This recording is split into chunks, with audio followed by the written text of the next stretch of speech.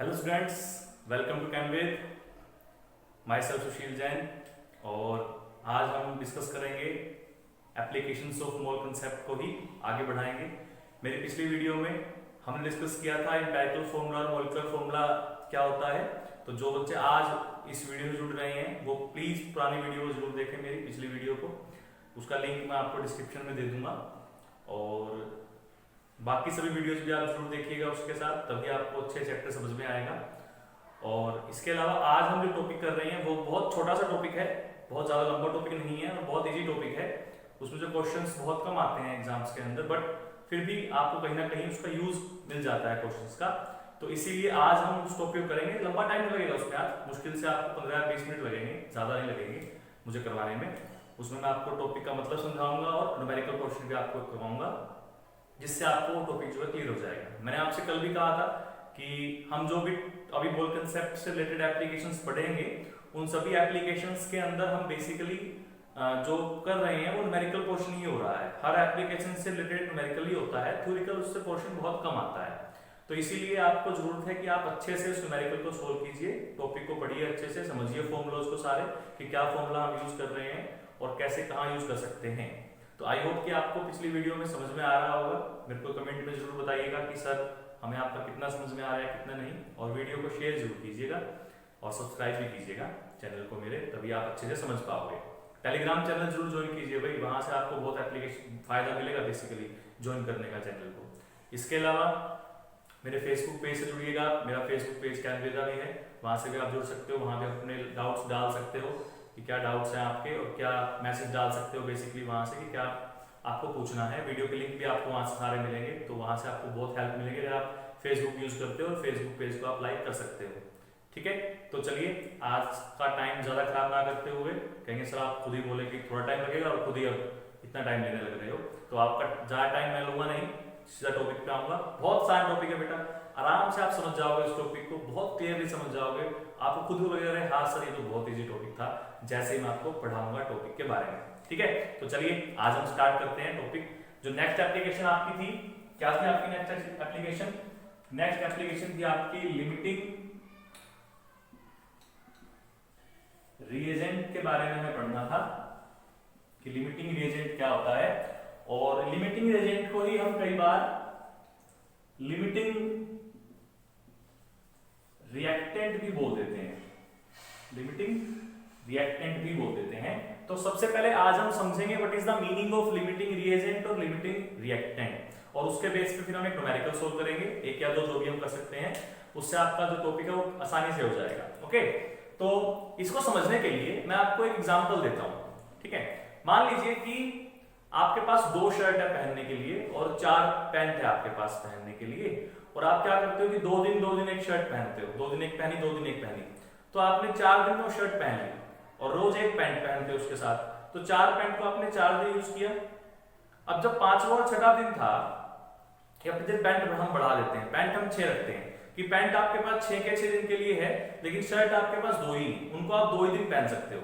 तो पहले 2 दिन आपने शर्ट पहनी, उसके बाद अगले 2 दिन दूसरी शर्ट पहनी, हर शर्ट के साथ आप पैंट यूज कर रहे हो अलग अलग। लेकिन जैसे आप 5वें दिन आते हो तो 5वें दिन पहनने के लिए आपके पास शर्ट नहीं है, धोनी पड़ेगी ना आपको, वो धोगे तभी पहन पाओगे, नई कोई शर्ट नहीं है आपके पास पहनने के लिए। तो वो जो पैंट आपके पास बच गई, वो पैंट का आपके लिए कोई यूज नहीं रहा, क्योंकि पैंट पहनने के साथ साथ आपको शर्ट भी पहननी पड़ेगी। तो शर्ट नहीं है तो पैंट का क्या करोगे? कुछ बात समझ में आ रही है? यानी शर्ट की वजह से आपका जो ड्रेसिंग सेंस है वो रुक गया। अगर आपके पास एक नई शर्ट होती पहनने के लिए 5वें और 6ठे दिन के लिए, तो वो पैंट आपकी यूज में आ जाती, तो आपका पूरा हफ्ते का काम निकल जाता।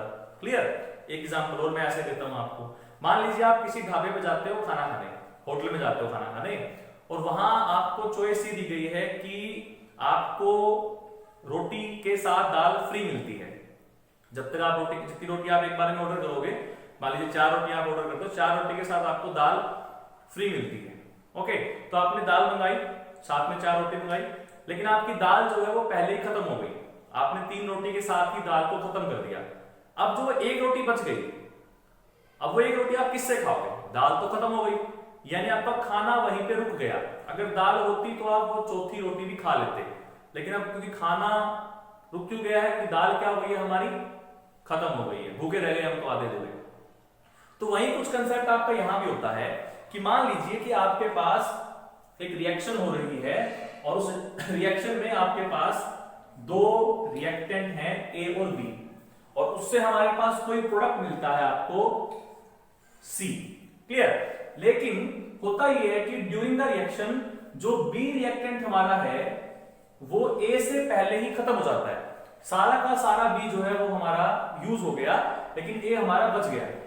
तो जो रिएक्टेंट हमारा कंज्यूम हो गया, जो रिएक्टेंट हमारा पहले ही कंज्यूम हो गया और रिएक्शन रुक गई उसके कंज्यूम होने के बाद, नॉर्मल सी बात है अगर रिएक्टेंट खत्म हो गया तो रिएक्शन कैसे होगी। तो ये जो रिएक्टेंट हमारा है जो हमारा पहले ही कंज्यूम हो गया, सारा का सारा ए से पहले कंज्यूम हो गया, इस रिएक्टेंट को हम क्या बोलते हैं? इस रिएक्टेंट को हम बोलते हैं लिमिटिंग रिएजेंट, क्योंकि ये आपका लिमिट ले आया। रिएक्शन की लिमिट क्या कैसे आ गई? इसकी वजह से आ गई भाई, इस लिमिट तक रिएक्शन हो सकती है भाई, यहां इतना अमाउंट जो है वो प्रोडक्ट का बनेगा, उससे ज्यादा अमाउंट प्रोडक्ट का नहीं बनेगा। क्यों नहीं बनेगा? क्योंकि बी हमारा क्या हो गया है? खत्म हो गया। तो बी को क्या कहेंगे हम? बी को हम कहेंगे उसका लिमिटिंग रिएजेंट या लिमिटिंग रिएक्टेंट, क्योंकि ये रिएक्टेंट की वजह से रिएक्शन की लिमिट आ गई है। तो जो एक्सेस में बच गया, जो फालतू बच गया हमारे पास, एक्स्ट्रा बच गया हमारे पास, उस दूसरे रिएक्टेंट को हम बोल देते हैं एक्सेस रिएक्टेंट या एक्सेस रिएजेंट।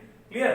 तो यहां से आपको आई थिंक लिमिटिंग रिएजेंट और लिमिटिंग रिएक्टेंट की डेफिनेशन समझ में आ गई होगी कि लिमिटिंग रिएजेंट क्या होता है? ऐसा रिएक्टेंट जो रिएक्शन के दौरान सारा का सारा कंज्यूम हो जाए और जिसके बाद रिएक्शन वहीं पे रुक जाए, कंप्लीट ना हो पाए, तो ऐसे रिएक्टेंट को या ऐसे रिएजेंट को क्या बोलते हैं? लिमिटिंग रिएजेंट बोलते हैं। अब लिमिटिंग रिएजेंट की वजह से क्या होता है? लिमिटिंग रिएजेंट की वजह से हमारा प्रोडक्ट का अमाउंट डिसाइड होता है। नॉर्मल सी बात है भाई, अगर ये खत्म हो गया तो प्रोडक्ट तो इसी पे डिपेंड करेगा ना। अगर ये थोड़ा है तो ये थोड़ा बनेगा, ये ज्यादा है तो ज्यादा बनेगा, क्योंकि यही जब खत्म हो गया तो ये कैसे बनेगा आगे। तो प्रोडक्ट का जो अमाउंट है वो किस पे डिपेंड करता है? प्रोडक्ट का अमाउंट डिपेंड करता है कि लिमिटिंग रिएजेंट का अमाउंट कितना है। तो लिमिटिंग रिएजेंट को हम ये भी बोल सकते हैं कि that reactant which produce smallest amount of product, दोनों में से जो प्रोडक्ट को थोड़ा बना सकता है। नॉर्मल सी बात है, ये ज्यादा है ये कम है, ये कम है तो ये भी क्या बन रहा है? कम बनेगा। तो कोई भी ऐसा रिएक्टेंट या रिएजेंट जो स्मॉलेस्ट प्रोडक्ट अमाउंट प्रोड्यूस करता है वो क्या कह सकते हैं? उसको भी हम लिमिटिंग रिएजेंट या लिमिटिंग रिएक्टेंट बना सकते हैं। आई थिंक अब समझ में आ गया कंसेप्ट आपको कि लिमिटिंग रिएजेंट और लिमिटिंग रिएक्टेंट क्या होता है। बहुत सिंपल भाषा में बोल देता हूं कि जो रिएक्टेंट रिएक्शन में पहले खत्म हो जाए दूसरे रिएक्टेंट से, वो क्या कहेगा? वो आपका लिमिटिंग रिएक्टेंट या लिमिटिंग रिएजेंट कहलाएगा। याद क्लियर हो गया? चलिए अब बात आती है कि सर इसका न्यूमेरिकल कैसे हम सोल्व करेंगे, न्यूमेरिकल में क्या पूछा जाता है और न्यूमेरिकल को सोल्व कैसे करना है। तो पहले मैं आपको बताऊंगा कि न्यूमेरिकल में पूछा क्या जाता है, ठीक है, उसके बाद उसको सोल्व कैसे करना है हम फिर वो बात करेंगे। क्लियर? चलिए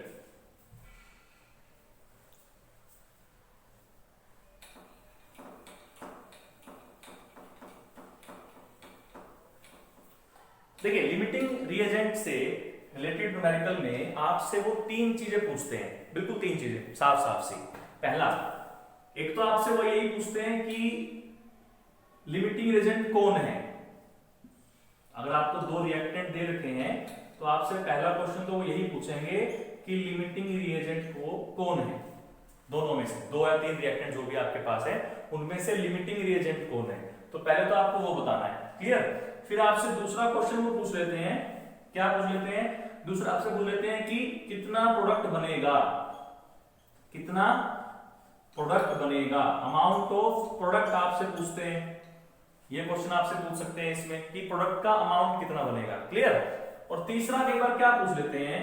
तीसरा आपसे पूछ लेते हैं कि भाई जो एक्सेस रिएजेंट है हमारे पास वो कितना बचेगा रिएक्शन करने के बाद। नॉर्मल सी बात है ना, लिमिटिंग एंड तो सारा यूज हो गया, वो तो बचेगा नहीं, वो तो खत्म हो गया सारा का सारा। बचेगा क्या हमारे पास? बचेगा हमारे पास एक्सेस रिएजेंट। तो ये क्वेश्चन भी आपसे पूछ लेते हैं कि बताइए भाई कितना एक्सेस में रिएजेंट बचेगा। यहां तक बात समझ में आ गई? तो ये तीन तरह के क्वेश्चन आपसे लिमिटिंग रिएजेंट से डायरेक्टली पूछ सकते हैं कि लिमिटिंग रिएजेंट कौन है, अमाउंट ऑफ प्रोडक्ट कितना होगा और आपका एक्सेस में रिएजेंट कौन होगा। तो ये 3 क्वेश्चन जो हैं वो आपसे बहुत इजीली जो है पूछे जाते हैं इस टॉपिक के न्यूमेरिकल से रिलेटेड होके। क्लियर? चलिए जी, तो अब बात आती है सर क्वेश्चन को सोल्व कैसे करना है। तो मैं आपको इसके क्वेश्चन के सोल्व करने का मेथड बताता हूं। ठीक है, चलिए साफ करते हैं इसको।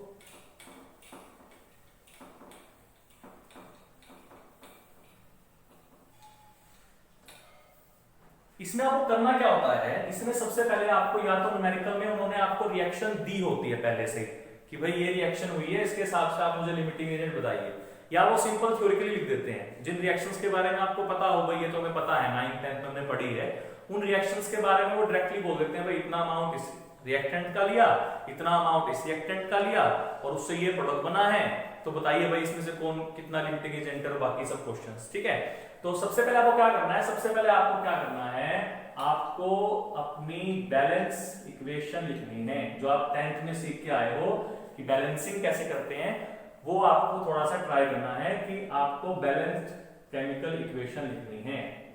Right the balanced chemical equation. ये क्वेश्चन को सोल्व करने का सबसे पहला स्टेप हो गया कि आपको अगर क्वेश्चन सोल्व करना है तो पहले आपको इक्वेशन को बैलेंस करके लिखना होगा। दूसरी बात, उसके बाद क्या करना है आपको, उसके बाद आपके पास जो अमाउंट दिया गया होगा रिएक्टेंट्स का, उसको आपको कन्वर्ट करना है नंबर ऑफ मोल में। Convert the amount of reactants in number of mole. Clear? समझ में आ रही है बात?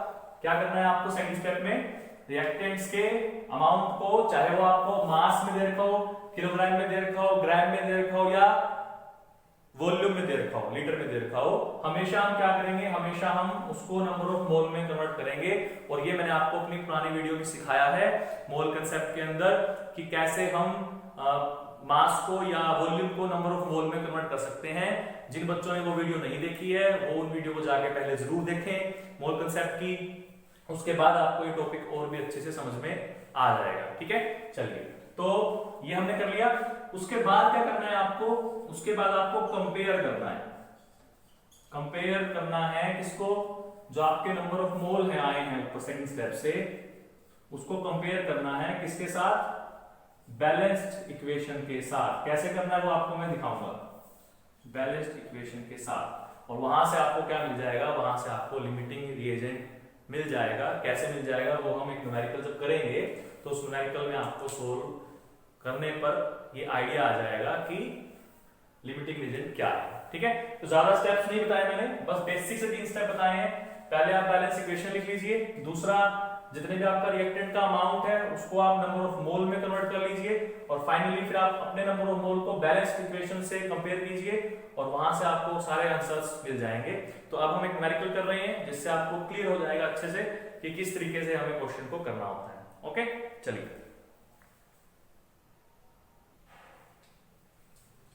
तो स्टूडेंट्स ये है हमारा एक क्वेश्चन जो हम सोल्व कर रहे हैं। बहुत इजी क्वेश्चन मैंने पहले लिखा है ताकि आपका कंसेप्ट क्लियर हो जाए अच्छे से, और उसके बाद आप थोड़े से चाहो तो इसमें टफ क्वेश्चन कर सकते हो या तरीके को थोड़ा सा बदल सकते हो। ठीक है, चलिए, क्वेश्चन क्या कह रहा है, क्वेश्चन कह रहा है कि आपको 3 ग्राम हाइड्रोजन दिया गया है जो रिएक्ट करता है 29 ग्राम ऑफ ऑक्सीजन के साथ, और क्या बनाता है, वो आपका वाटर बनाता है।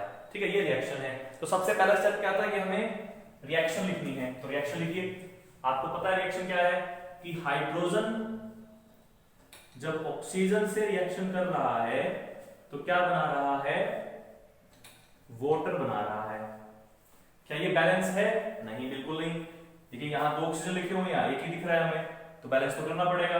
तो अगर मैं यहां 2 कर देता हूं तो ऑक्सीजन 2 हो गए, लेकिन हाइड्रोजन कितने हो गए, 4। यहां कितने हैं, 2, तो यहां भी 2 कर लेते हैं। तो ये हमारा पहला स्टेप हो गया। क्या था हमारा पहला step, balance the chemical equation. Okay, अब सेकंड स्टेप क्या है हमारा, नंबर ऑफ मोल में बदल लीजिए। वैसे कोई जरूरी नहीं है नंबर ऑफ मोल में बदलना आपको, आप डायरेक्ट भी कर सकते हो, मैं आपको डायरेक्ट भी बता सकता हूं, बट पहले हम अच्छे से थ्योरेटिकल कंसेप्ट को क्लियर कर लेते हैं कि रीजन, क्योंकि हम मोल कंसेप्ट की एप्लीकेशन पढ़ रहे हैं, तो मोल कंसेप्ट का यूज होना जरूरी है ना। तो पहले मोल कंसेप्ट के हिसाब से कर रहे हैं हम।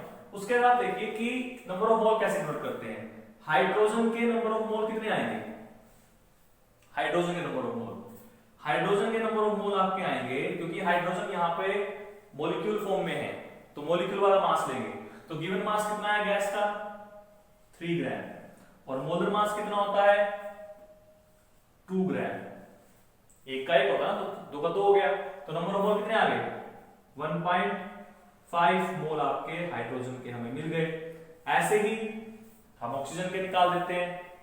ऑक्सीजन का मास कितना दिया हुआ है 29 ग्राम, और नंबर ऑफ मोल कितने होते हैं 32, सॉरी मास कितना होता है 32। तो इसको सोल्व करेंगे तो हमारे पास क्या आ जाएंगे, वो नंबर ऑफ मोल आ जाएंगे किसके O2 के। इसको आपको सोल्व करना होगा। तो जब इसको हम सोल्व करते हैं, इसको सोल्व करने में वैल्यू कितनी आती है आपकी 0.9 मोल के आसपास आपकी वैल्यू आएगी। तो ये आपके नंबर ऑफ मोल आ गए हाइड्रोजन के और ऑक्सीजन के। अब क्या बताया था थर्ड स्टेप, मैंने आपको थर्ड स्टेप बताया था कि आपको इससे कंपेयर करना है, ठीक है। तो अब इसको देखते हैं। देखिए अगर हमारे पास 1 मोल ऑक्सीजन है तो 1 मोल ऑक्सीजन के लिए हमें 2 मोल हाइड्रोजन के लगेंगे, ठीक है। यहां से दिख रहा है साफ इक्वेशन से कि अगर 1 मोल ऑक्सीजन है तो 1 मोल ऑक्सीजन से 2 मोल लगते हैं। तो हमारे पास कितने मोल है ऑक्सीजन के 0.9 मोल। वैसे भी दिख रहा है देखिए कि 1 का 2 डबल हो गया, तो 0.9 का डबल कितना हो जाएगा 1.8 मोल हो जाएगा। अब हमारे पास अवेलेबल कितने हैं 1.5, और होने कितने चाहिए 1.8। तो इसका मतलब H2 क्या है, इसका मतलब H2 हमारा लिमिटिंग एजेंट हो गया, समझ में आ गया। तो ये हमारा पहला पॉइंट हो गया। दूसरा बात आती है कि H2 कितना बनेगा। अब H2 का अमाउंट किस पे डिपेंड करेगा, H2 का आपका अमाउंट डिपेंड करेगा लिमिटिंग रिएक्टेंट के अमाउंट पे, और लिमिटिंग रिएक्टेंट क्या है हमारा हाइड्रोजन है। तो उसके बेस पे हम देखते हैं। देखिए भाई 2 मोल हाइड्रोजन से 2 मोल वाटर बनते हैं, तो हमारे पास कितने मोल हैं 1.5 मोल। तो 1.5 मोल से कितने हाइड्रोजन बनेंगे 1.5 मोल से आपके हाइड्रोजन बनेंगे H2 बनेंगे, सॉरी 1.5 मोल ही 1.5 मोल हाइड्रोजन प्रोड्यूस करेगा 1.5 मोल H2O। ओके, तो इसका जब मास निकालते हैं तो कितना आएगा, क्योंकि आपको नंबर ऑफ मोल ही दिया गया है, अमाउंट दिया गया ग्राम में, तो वाटर का अमाउंट भी आपको ग्राम में ही बताना है। तो इसका अमाउंट जब ग्राम में बताएंगे तो ग्राम में बदलिए। फॉर्मूला क्या होता है नंबर ऑफ मोल का, गिवन मास कितना है 1.5 इनटू में 18 किसके आ जाएगा मास ऑफ वाटर के जो आता है। तो जब इसको सोल्व करते हो कितना आएगा, यहां से कितना आएगा, मल्टीप्लाई कीजिए 15 इंटू में 18 बाय में 10, ठीक है। तो इसको जब सोल्व करते हैं तो 0 और 27 डिवाइड बाय 10 तो कितना आ गया, ये 27 ग्राम आपका आंसर आ गया। क्लियर। तो ये हमने निकाल दिया प्रोडक्ट का अमाउंट। फिर बचता है हमारे पास कि ऑक्सीजन कितनी बची होगी, क्योंकि ऑक्सीजन जो है वो एक्सेस रिएक्टेंट है यहाँ पे। तो अब हमें क्या बताना है, अब हमें ऑक्सीजन का अमाउंट बताना है कि ऑक्सीजन का अमाउंट कितना होगा जो बचा होगा, शेष रह गया होगा, वो शेष अमाउंट हमें निकालना है बचा हुआ। तो बहुत सिंपल सा है भाई। देखिए टोटल हमारे पास कितने मोल है 0.9, लेकिन उसके लिए 1.8 मोल हाइड्रोजन होने चाहिए, ठीक है। लेकिन अब हमारे पास कितने हैं 1.8, हमारे पास है कितने हाइड्रोजन कितने हैं 1.5 मोल है। तो 1.5 मोल के लिए हम जब कैलकुलेशन करेंगे कितने मिलेंगे 0.75 मोल लगेंगे, वो निकाला था हमने अभी। तो 0.75 मोल आपके लगेंगे। अब अगर 0.75 मोल आपके लग रहे हैं तो उस केस में क्या होगा, उस केस में आपका शेष निकाल देंगे यहां से। तो शेष कितना आएगा 0.15 मोल आ गए ऑक्सीजन के, जो शेष आ गए हमारे पास, ठीक है, तो इसको मोल को किसमें बदलना है, मास में, तो बदल दीजिए, तो कितना होगा 0.15 इंटू में 32, ठीक है। जब इसको सोल्व करें कितना होगा 15/100 इंटू में 32, तो ये कितना हो गया 48 डिवाइड बाय 100, यानी कि 4.8 ग्राम आपका आंसर जो है वो आ गया। तो ये हो गया आपका क्वेश्चन सोल्व लिमिटिंग रिएजेंट का। आई होप कि आपको क्वेश्चन समझ में आया होगा अच्छे से, तीनों स्टेप समझ में आए होंगे, लिमिटिंग रिएजेंट कैसे निकालते हैं, अमाउंट ऑफ प्रोडक्ट कैसे कैलकुलेट करते हैं, और लास्ट में जो रिएक्टेंट बच गया एक्सेस वाला उसका अमाउंट कैसे आपको पता करना है। जो आपका अमाउंट लगता है और जो आपके पास अवेलेबल है उसको माइनस कर लीजिए, उससे आपको क्या मिलेगा, उससे आपको अमाउंट ऑफ एक्सेस रिएक्टेंट मिल जाएगा। तो आई होप कि आज का टॉपिक आपको समझ में आया होगा, इजी लगा होगा, है भी इजी टॉपिक, बहुत इजी टॉपिक है, छोटा सा टॉपिक है। तो आई होप कि जो भी आप बुक फॉलो कर रहे हो उस बुक से आप क्वेश्चन सोल्व कीजिए। एनसीईआरटी बहुत अच्छी बुक है, एनसीईआरटी के एक्सरसाइज के क्वेश्चन आप ढूंढिएगा लिमिटिंग एजेंट से रिलेटेड, 3 या 4 क्वेश्चन आपको इसके मिलेंगे और वो आप सोल्व कीजिएगा। सबसे पहले आप कोशिश कीजिएगा कि जो सोल्व्ड क्वेश्चन है एनसीईआरटी के अंदर वही आप ट्राई कीजिए, फिर आप उसके एक्सरसाइज वाले जो क्वेश्चन है उस पर जाइएगा, ठीक है। तो आई होप कि आपको आज का टॉपिक समझ में आया होगा। चैनल को लाइक शेयर सब्सक्राइब कीजिए और मिलते हैं नेक्स्ट क्लास में एक नेक्स्ट एप्लीकेशन के साथ। तब तक बेस्ट ऑफ लक।